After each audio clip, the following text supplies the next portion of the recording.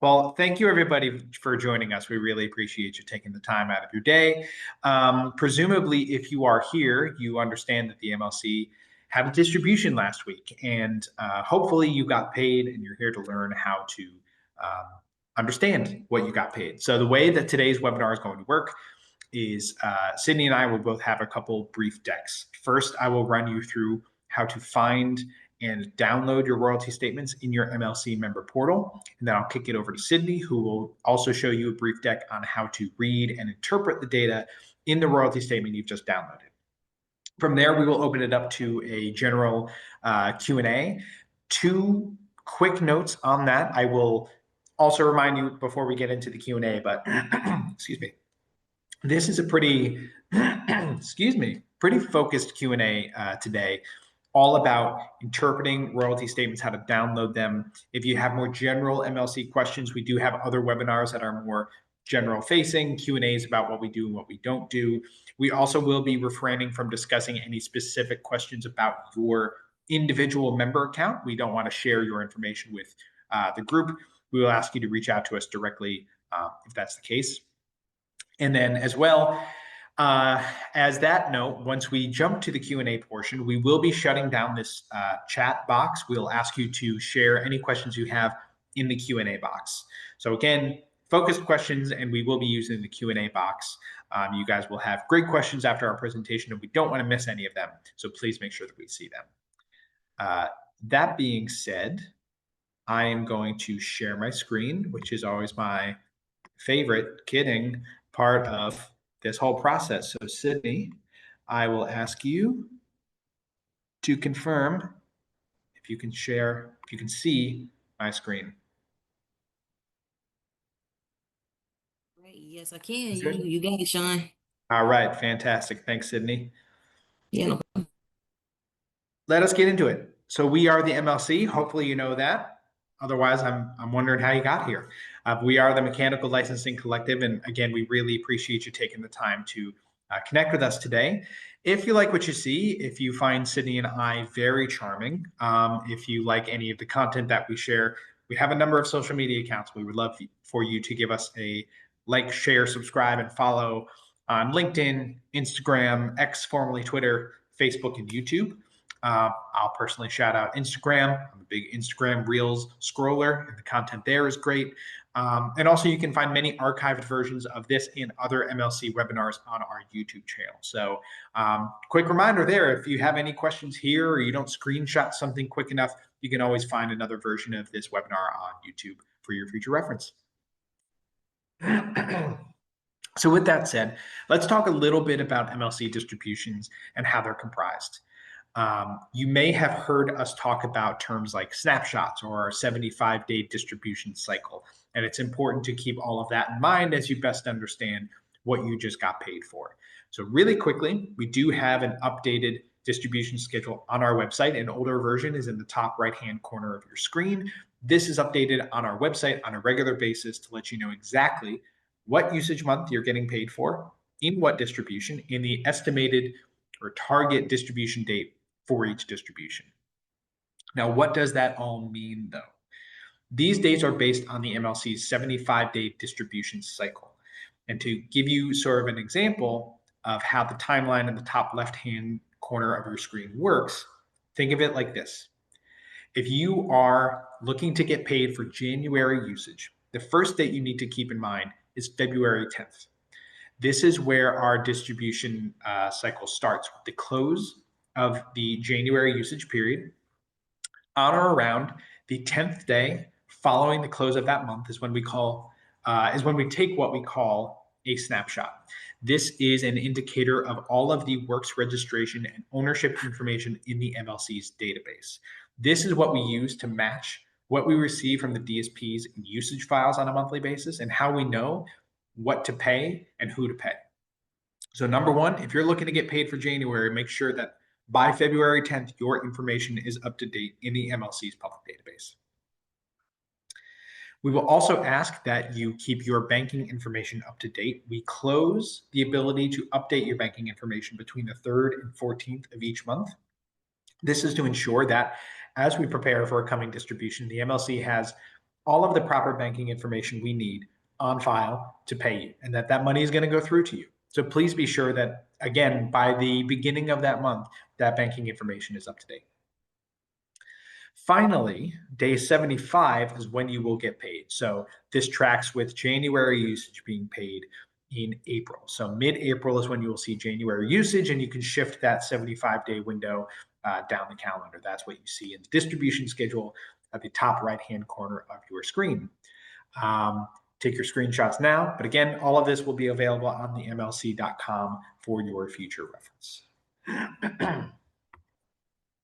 Okay, so now presumably you've gotten paid and you want to know what for. I would suggest that you start on your member portal. This is what your homepage will look like. Maneuver over to the royalties tab on the menu, left-hand side of your screen where the arrow is here. The first tab you will see is a very top line level number of what you've gotten paid in that distribution. You can see there's a few different filtering options. You can circle back through past distributions in the drop-down menu at the top side of your screen. I will also note that here there are examples of multiple payee accounts. If you only have one payee account, and many members do, I myself only have the one payee account, you will only see one line here, and that is correct. You have a few different options here as well. You can download a payee activity statement in that column. That's a PDF of essentially the same information, a little bit more detail, but really just a summary of what you've been paid. You'll also have links to your royalty statements here. But before we move on, and we don't have an image of it, I do want to shout out the distribution notes that are linked at the bottom of the screen. I think this is really helpful, and not enough people know about it. What this essentially tells you is what DSPs are paying out what usage in that distribution. So for instance, if you want to know why a particular DSP might be paying late, or what usage periods you might be getting paid title royalties for in that distribution, it's all indicated in the distribution notes PDF that you can download there. It's kind of the Rosetta Stone of an MLC distribution. You want to know who's included, who's in, who's out, and why. It's in that PDF. But once you've gotten all that together, you want to know, again, exactly what you got paid, and you can click into your royalty statements where the arrow is on the right-hand side of your screen. Again, you have a couple good filtering options as well, circling through past distributions. Again, if you have multiple payees, you can filter there as well. And if you need to see what you got paid for any individual DSP, you can use that drop-down menu as well. But this screen will populate with every DSP that paid you in that distribution, what they paid you for, and the option to select that statement for download. You can see on the right-hand side of the screen, you can select all, deselect all, or choose specific DSP statements that you want to download. But once you've made those choices, hit continue to download, and you'll have this menu. You have two file formats and two file types available to you. In terms of file formats, you have either a work summary file or a royalty detail file. The work summary file will tell you what you got paid for a given song at that DSP. Lighter on information, but just telling you this song made X amount of dollars at this DSP. The royalty detail file will get much more granular, and Cindy will go into both of these in a few minutes. The royalty detail file itself will include recording information, track ID information, specific columns for usage period. If you really want to know exactly what you got paid for, down to the stream count, the royalty detail file is what you want. From there, you can choose either a consolidated file or an individual file, and this refers to the DSPs for whom you've just downloaded royalty statements. If you're selecting a group of DSPs, you can consolidate them all into one royalty statement, or you can download individual files for each DSP. The caveat there being, if you are looking to download a rather large consolidated file, the more data you're asking our portal to consolidate into one file, the longer it will take to download that file and the harder it will be to open. So do keep that in mind. Now, once you've made your choices, hit download and you'll see this screen. Your file is getting ready. A few pointers here. Number one, this file will not be generated and downloaded to your browser. This will be emailed to you, so please make sure that you're by your inbox and ready to download that file as soon as it hits the inbox. Then finally, this is to keep in mind if you have multiple users on your account. This will only be sent to the email of the user that requested it. So you don't have to worry about blowing up the inboxes of your 20 coworkers. If you've requested this email, it will only be emailed to you. So again, be at the ready. Your file will be on its way. So hopefully that was helpful. If you want to learn more about the MLC, you can find a lot of additional resources on our page broken down by category of user. If you're a songwriter or a publisher, if you're a lawyer, if you need documentation in additional languages, you can find this all on the MLC.com, including a lot of additional helpful information about your royalty statements and how blanket license royalties are generated and paid out. And if you have any further questions that we can't address here today, we are here to help at any time. You can chat us over the phone. You can reach us by contact us form, and we do have a chat bubble in our portal available to you Monday to Friday, 8 a.m. to 6 p.m. Central. I can confirm you will talk to a real person. Robots do not work at the MLC. So if you do reach out to us, you will talk to a real person who will be happy to help you as much as we can. And if you are the type, you can select that QR code, give that a scan. You'll reach out to our support team from there. And again, these are all of our social media accounts. Please give us a follow, like, and subscribe, as the kids say, and connect with us there. It's really great to have this time with you. So for more information, visit themlc.com. With that, I will hand it off to Sydney. I will stop sharing my screen. And Sydney has a deck of her own. I'll leave it to you.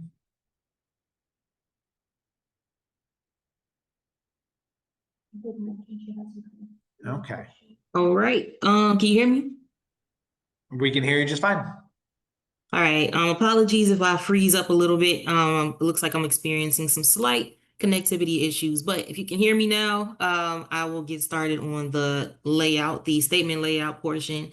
So again, hello everybody. My name is Sydney Evans, and I serve as a team lead here at the MLC.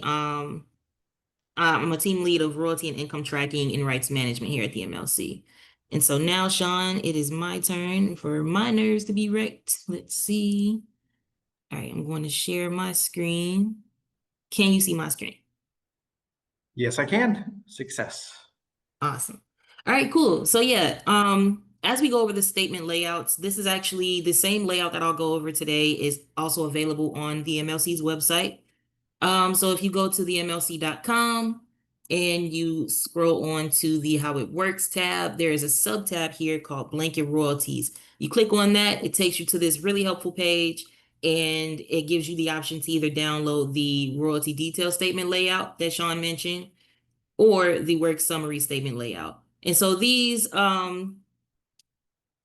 in the name here. So you have the royalty detail statement, which will provide you more of a granular look into your statement. Or you have the work summary statement layout, which is basically a summarized version of the royalty detail statement layout. So yeah, I already have that for you. I will go over the royalty detail statement layout, as again, it is the most detailed version that we have. So let's see. Sean, can you see the statement? Yes, I can.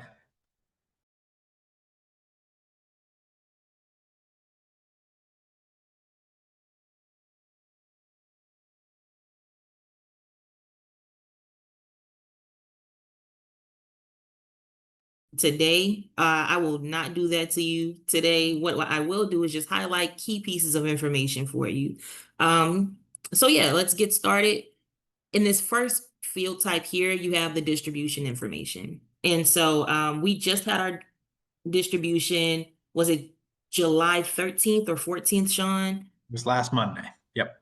Last Monday. Okay, yeah. So that puts us July 13th or 14th. So then in this section here, really the information that you will be looking for is the July distribution date.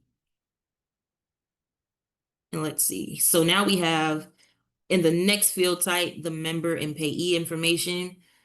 That will include information that you typically see on your portal, right? So you have the member MLC number, which is the unique identifier that we apply to each member. And then you have the member name that goes along with that. And then any additional information such as, IPEI, name number, and just some additional information about your member. Everything is located here in that section. And then the payee is what is under your member. And so members can have multiple payees. So if you are a member that has multiple payees, that will determine the amount of lines that you see here or how long this section is for you. But let's just say that you are a member with one payee under you. It'll typically look like this, right? So you have similar information here with the payee MLC number. Again, that's just that unique identifier applied to your payee. Same with your member. And then you have the payee name. If you are an administrator, you have, again, that unique identifier, administrator name, and then same for the original publisher, MLC number, publisher name. So this field in itself is pretty repetitive, but it's like the same types of information for your member, payee, administrator, and original publisher. In the next field type, this is where you'll have the usage context. Now, I would say that the most important information that you would see here is the usage period start and end date. So per our 75-day cycle, we just had our July distribution. That covers the April usage, April 2025 usage. So you would see in this section the April start date and end date. So that means that the July 2025 distribution is showing you the April usage of earnings that were paid for the month of April. And then again, you have some additional information here, but in this section, I would say that you would pay attention mostly to the usage period start and end date. And then if we scroll down to the work field type, this is where you'll find the information about your works that are in your catalog. So this would include the MLC song code. And as you're going along with me, again, this is available to download from our website. But if you're wondering what the MLC song code is, right? There are actually some helpful columns over here called the description column and then the example. So in the description column, there are plenty of definitions for everything that I'm going over today, plus everything else that is included here. But you have a helpful definition and an example of what that would look like in your statement. So again, if you're wondering what the MLC song code is, that is the unique 6-character alphanumeric identifier assigned to a work in the MLC portal. And then you have additional information such as the work primary title, any alternative titles that are listed, the work writers list, and the work payable percentage. And so all of that is encased in the work field type of your statement. And then we get down to the recording information. So in this section, you have the DSP track ID. And I would say that before we get to the DSP track ID, I would more so focus on the ISRC. The ISRC, so if we go over to our description area, that is the International Standard Recording Code, which is a unique internationally recognized 12-character code for the identification of a sound recording. And what's housed under those ISRCs are DSP track IDs. And that is another unique identifier assigned by a DSP to identify the sound recording tracks. And so this is important information because this is the information that is matched to the MLC song codes, right? So like the ISRCs are matched to the works that are in your catalog. And so this is just a lot of helpful information. And this can also help you identify, things like incorrect matches or, it's important to kind of just review as you play your part, as you kind of review your statements and see what is matched, what has been matched, and what should be matched to your works in your catalog. And then if you scroll down, you have the product information here. This can just kind of, it's pretty much the same information, I would say, as the recording section, but this includes additional information such as the label, the distributor, and the release date. And then for the final field type, we have the transaction area, and that includes information such as the processing type. Now, the processing type, again, I'll reference our description column here. That is a description to identify usage processed during the current reporting period versus usage processed during a prior reporting period. So if you're wondering what that would look like in your statement, the processing type is identified as either regular, reprocessing, or historical. And so you would see that indicated in your statement as such. And then the correction indicator. This is also another important field here because that is the indicator that is applied to a transaction by the MLC to identify where a royalty debit, which we classify as a reversal, or a credit, which we classify as a correction adjustment, has been applied. And so in your statement, that would be indicated by an R for reversal or a C for correction.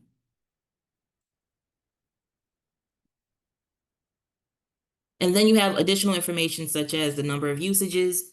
So that's the units of sale or streams pretty much. Sean, that as Sean mentioned earlier, that's like the stream count that you would see. And then the effective royalty rate in which that's paid out. And then for the final row that you see here, you would see the distributed amount. So that is the amount that's been accrued for each work in your catalog. And again, all of this information is available to you on our website. I would highly recommend reading through the descriptions and just kind of reviewing what that would look like in your statement. These two columns are probably the most helpful, as again, it describes everything that you see here and it shows you exactly what that should look like. And of course, should you have any questions, our support team is happy and readily available to help you, just kind of help you through reading your statements. And so again, hopefully this was helpful for you all. And again, my name is Sydney Evans. Thank you for listening. Sean, I will kick it right back to you for Q&A. This is also a great reminder that I think this is two straight webinars for us, Sydney, that I did not introduce myself or you. So hopefully you know who we are by now. But I'm Sean. I guess that's a little bit late.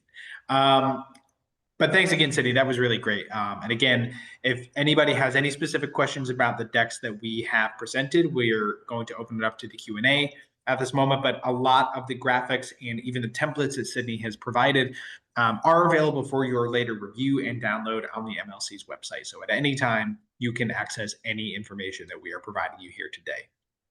Again, two reminders as we start our Q&A. I do see a question waiting for us. Number one, we're going to keep this pretty focused to how to download and interpret your royalty statements. If you have questions about what the MLC does and doesn't do, where we fall into the larger world of music royalties, you might be better served joining our kind of more general Q&A webinars. And separately, if you do have any questions, please make sure that they are being shared in the Q&A box. From this point forward, we will not be referring at all to the chat box. So please pop them in there. Starting with Cabell. Cabell, apologies if I'm mispronouncing your name, asks, it seems like I need to pay to join HFA in order to join the MLC as a publisher, then to collect my mechanical royalties. If I'm collecting through BMI, can I use my BMI publishing IPI? So unfortunately, that's not quite right. It is free to join the MLC and create your member account. We are an entirely separate organization from HFA or BMI. We work with HFA in that they are our data vendor, but they do other mechanical licensing that the MLC does not administer, and vice versa. You do need to join the MLC as a member to be paid your streaming royalties, but that is not contingent on joining HFA or paying for any service that they might offer you. The same with BMI. BMI administers performance royalties, which the MLC does not collect, so we do not work with BMI. That being said, if you have an IPI, you are free to register that information when you're setting up your member account. Nate asks, how does the payout schedule work for historical unmatched that we have matched, and how do those show up in the royalty statements? That would be indicated in a royalty detail file as historical. So there is a specific column further to the right of your statements for processing type. You would see regular if it's brand new royalties, reprocessing if we have gone and reprocessed older royalties for you. If you are looking for royalties that predate the MLC, 2021 and earlier, that would be indicated as historical. And in terms of payout schedule, there was no specific payout schedule. Once you match those recordings to your works, those royalties will be processed for payment to you. Rodrigo asks, can you be more precise as to how HFA and MLC do different things and what specific kind of royalties each collects and pays out? So again, it might be worth joining our general Q&A.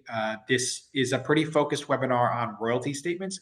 HFA administers other mechanical licensing that the MLC doesn't. Meanwhile, the MLC administers the blanket license, which covers DSPs operating from within the United States. For more information, I would encourage you to join us on additional webinars or visit themlc.com for further detail.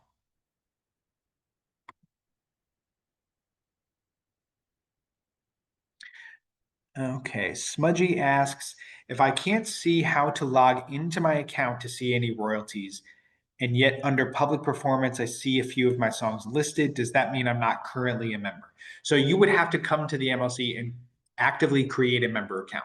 Registration with a PRO like SOCAN does not create your member account. You would know if you have created an MLC member account or not. So I would encourage you to visit our website and start that process. We do not pay out public performance royalties. We are not involved in that in any way. So registration with SOCAN would not register your works or a catalog with the MLC. Jai asks, I'm still trying to understand where and how my music was used. Not sure that we can address that on this webinar. I would encourage you to reach out to our support team for more information and to get more specific about your catalog and your works. Okay, that's got a few here. Francis asks, in what file format is required to open my download? So royalty statements, is a great question, are downloaded in a TSV file, but this is easily opened in Microsoft Excel. There are two ways you can do that. You can download the file directly to your desktop, or, and this is my favorite way, because it feels like magic, because I'm a nerd. If you have a blank Excel spreadsheet open, you can simply grab the icon of the file, drag it into Excel, and it will populate the Excel. So that's all you need. You just need Microsoft Excel. Julia asks, does MLC offer alternative works usage file format for ingestion and matching against a CMO database? So again, we do not work with other CMOs. Member has to register with the MLC independently, and we have a number of registration tools available for members, including individual work registrations, Excel formatted bulk uploads, as well as CWR. Anthony asks, can you explain the difference in consumer offering on the royalty download TSV? Where can I find an explanation of those terms? So Anthony, I think you're likely referring to the different offerings that a specific DSP might be paying out on. This refers to their different membership tiers, right? So we're talking things like free versus premium or family plans, things like that. If you want, you can refer to specific rate sheets that are available in your member account. These are made available for every DSP and every distribution, letting you know exactly what tier is paying at what rate per copyright law. So, okay. So Nate asks, is there any plans to create an automated APA style way of accessing royalty reports? Right now, we're finding the email export to be obnoxious to automate. This is what we have on offer at the moment. We will be happy to share your notes with our team internally, but royalty statements are made available for download via email. Jai asked, do I download actual music to your site? We do not have that functionality, nor would we be asking you to upload or download any music. We do not have music for download. And when we ask you to upload your works, we mean the works registration information, ownership information, not any specific music files. So, okay, so we do not have any further questions at this moment, but once I say that out loud, I'm sure somebody will send a great question our way. So again, we're in the Q&A box if you want to send us any last burning questions you might have. There we go. Francis asks, how do I make royalty claims for bulk works? You would need to register your works to the MLC first and foremost, and you do that through any number of our bulk registration tools, including CWR or Excel formatted. From there, we will take, as we indicated with one of my earlier slides, we take all that ownership information that's registered to our database, we match that against the usage reports we get in from a DSP on a monthly basis, and then we pay you. Milagre asks, my question is, when talking about payment outstanding, they're taking how long to be completed on a statement. So again, if I'm understanding correctly, this all comes down to our 75-day distribution cycle. So if you're looking for, again, January usage, you'll be paid in April, so on and so forth.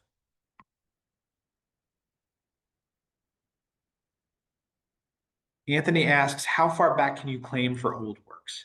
So the MLC administers the blanket license, which went into effect January 1st, 2021 and forward. Anything that the DSPs have in terms of their usage at that stage is collected and administered and distributed by the MLC. There is an amount of historical royalties, pre-2021 royalties that we pay out to our members. But we have a bit limited insight into those royalties. So essentially, to give a little bit of background, with the passage of the Music Modernization Act and the implementation of the blanket license, it provided to the MLC a sum of data and royalties that had not been paid out yet. However, that's about all the insight we have. If you're looking for older than 2021 royalties and the MLC doesn't have it, we wouldn't be able to speak to why that information is not there or why those royalties are not there. Because again, the MLC didn't exist at that time. So if you had any questions about, say, some title royalties that you're missing from 2018, the most we could do is make sure that your works are registered correctly, that the recordings are matched correctly. From there, if something is still missing, you would need to go to title directly.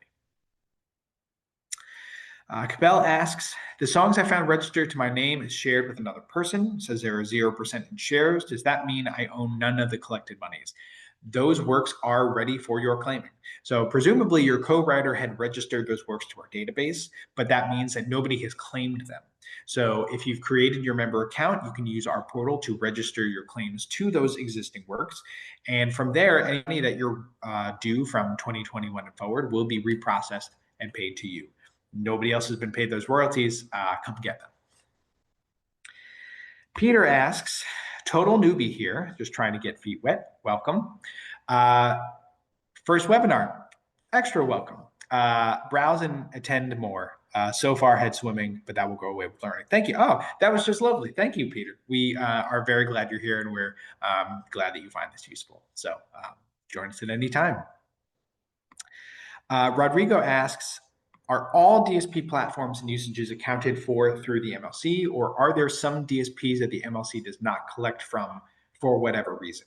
So to operate under the blanket license in the United States, you have to report to the MLC. So all of the major DSPs that you are likely thinking of report to the MLC. This would include Spotify, Apple Music, Tidal, Pandora, Amazon, YouTube Music, their audio only platform, and 50 or 60 more probably. They all have to report to the MLC. This is where you get paid. You will not be getting paid by these DSPs any other place. There may be smaller DSPs that don't operate under the blanket license, but in those cases, they would need to license directly with you, so you would know if your music was there. Francis asks, how would one know they have unclaimed royalties after becoming a member? We would encourage you to register your works to the MLC's database. Make sure that your recordings are matched, and then everything that the MLC has and receives for usage of your works will be reported to you. If something is missing, let us know because we can help you troubleshoot even further.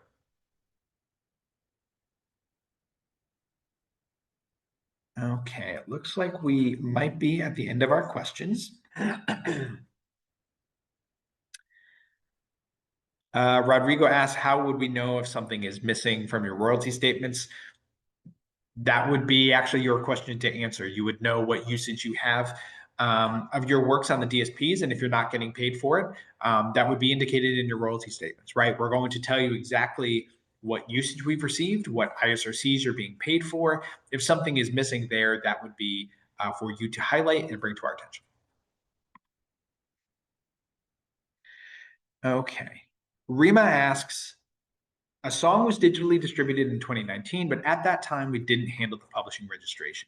If we register the publishing now in 2025, will the MLC still collect and pay out mechanical royalties from the usage that happened back in 2019? So again, the answer is potentially, right? The MLC does not administer royalties going back to 2019. We only collect and distribute royalties from 2021. It may be possible that there is some royalties from 2019 and 2020 in what the DSPs have provided to us for historical unmatched royalties, but we could not speak to what's in there or not.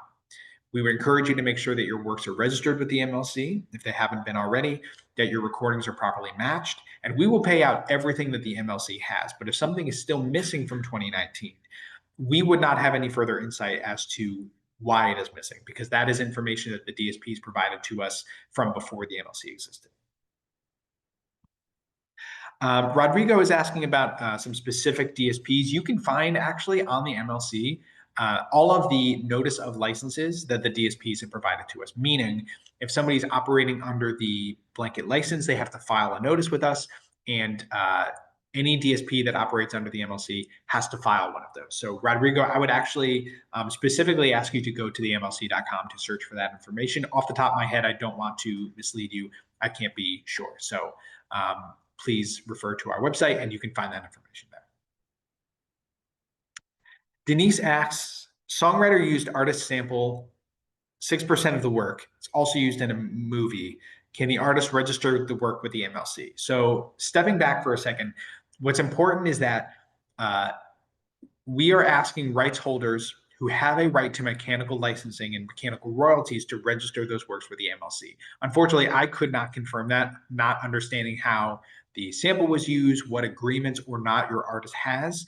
But if your artist has a share to the mechanical royalties earned by that work, yes, they should absolutely register their share with the MLC. But to the extent that you're unsure of if they have those rights or not, we could not confirm that. Israel asks, I usually manually add sound recording information to my registration. Would you still recommend using the matching tool? Once you match a sound recording to a work, how long does it take to know what shows up in the matching tool? So yes, it is very important to register all of the information you have for a given work to the MLC's database, including if you have it recording information. But very importantly, that itself does not make a match. When we take, per my first slide, all of the information we have from a member at the MLC and all the information we receive on a monthly basis from the DSPs and their usage files, we match it together and we pay out what we can. So all the more information you can provide, including song title and AKAs, writer, publishing information, and ISRCs, for instance, or recording titles, it's all more information that we can match on. But while we have a really great matching rate, because of some discrepancies in spelling between what you've provided and a DSP provided, or 1,000 other things, a match may not be made. And if something is unmatched, it is in the matching tool for you to suggest a match between that recording and your work registration. So I would say keep an eye on the matching tool. It's a pretty good litmus test for maybe some higher earning works. You want to make sure that those are matched. Check in the matching tool to make sure that it's not there. But overall, you will know what you're getting paid in your statements. And if you see that something is missing, I think your first stop should be the matching tool. Julia is asking, there are works that have been submitted for registration with the MLC in submitted status since 2023. Where to find more information? So I couldn't provide any further clarification without getting into your specific account, and we are going to refrain from doing that here on this public webinar. I would not be able to confirm for you why something hasn't been processed in that time. I would encourage you to reach out to our member support team as soon as possible, and we'll be happy to help you. Anthony asks, if I have a statement from a DSP, is that good enough proof of usage that can be submitted to the MLC to claim back royalties? If not, what is accepted and how do I claim? So again, Anthony, it's just a matter of registering your works to the MLC's database. If we have those royalties, we will provide them to you. We will match the works in your recordings. Any royalties we have, they will be paid to you. If you have statements though from a DSP, that would suggest to me that perhaps older royalties would be paid to you directly. So we wouldn't be asking for any sort of DSP statement. We have the usage that the DSPs report to us on a monthly basis. Peter asks, is it possible to download or get a copy of the entire example we are reviewing with all the explanations in it? So we do have versions of the forms Sydney had put up on when she was sharing her screen, the templates of our statements. Those are available for your download on the MLC.com at any time.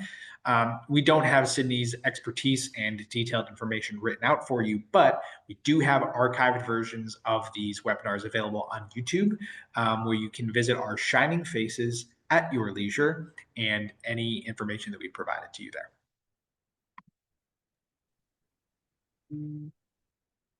Okay, that might be the end of our questions. We don't currently have anything in the Q&A box, but let me know if you have anything else. Rodrigo asks, how does the MLC make sure that the information provided to the DSPs or by the DSPs is accurate and factual? This is getting a little off topic, but the MLC is charged with ensuring that royalties are paid out correctly to rights owners around the globe for what is earned within the United States. So you could read more about what we are charged by the Copyright Office to do on our website and the powers we have to ensure that the DSPs are reporting correctly to us. Okay. Going to give it another second. That seems to be the magic words. But right now, we don't have any final questions. So let's say, there we go. Rima asks, the song was digitally released and already earned royalties in 2022, but we are only registering the publishing in our system in January 25. After the registration, how long does it take for the MLC to match and report royalties for that song starting from 2025 and on? Again, this goes back to our 75-day distribution cycle.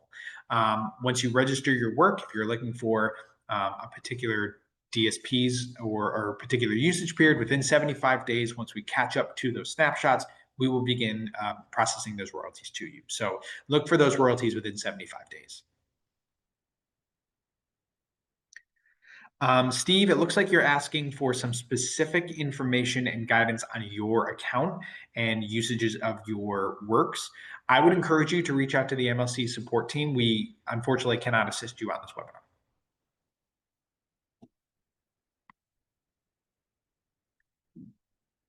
Okay.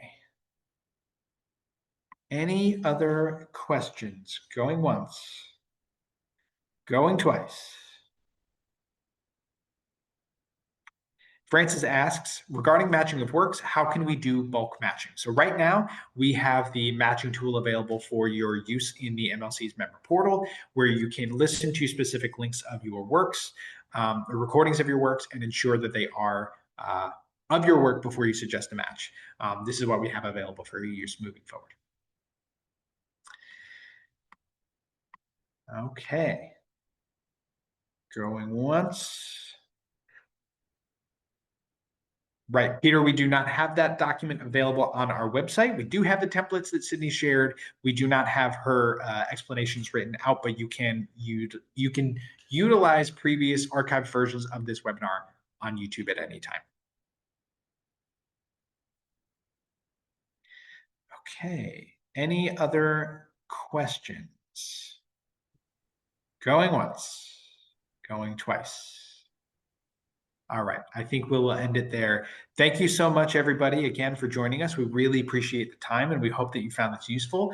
All of the information that we've discussed, all of the graphics that we've presented are all available for your use on the MLC.com. And again, if there are any questions that you didn't think of, any pieces of information that need further clarification, previous archived versions of this webinar are available for your watching on YouTube at any time.